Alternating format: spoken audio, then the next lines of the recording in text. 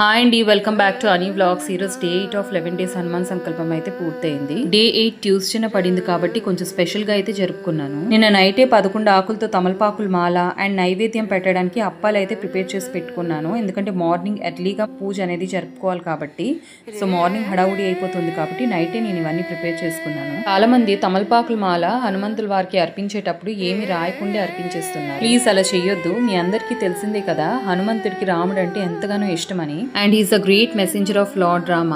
అందుకనే మీరు ఆకు మీద శ్రీరామ అని రాసి ఆ స్వామి వారికి మీరు అర్పించారు. అలా అని ప్రతి ఆకు మీద కూడా రాముడి పేరు రాయని అవసరం లేదండి. ఫర్ ఎగ్జాంపుల్ చూడండి, నేను 2 లీవ్స్ తీసుకున్నాను కదా, సో 5 rows.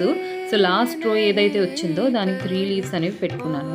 నేను 11 రోజులు సంకల్పం చేస్తున్నాను కాబట్టి 11 ఆకులు అయితే కూర్చుకున్నాను. 11 కానీ 21 కానీ 27 కానీ 54 కానీ 108 కానీ, సో మనం చేసుకున్న పూజ బట్టి మనం ఆకులు కూర్చుకోవాలి. ఇలా ఇంతకీ తమలపాకుల మాల ఇలా కూర్చుకొని స్వామివారికి ఎందుకు అర్పిస్తున్నామో దీనికి ఉండే బ్యాక్ స్టోరీ ఏంటో మీకు తెలుసా? అయితే వినండి. లంక అశోకవనంలో సీతాదేవి ఉన్నప్పుడు హనుమంతుడు రాయబరి కింద సీతాదేవిని కలడానికి వెళ్లారంట.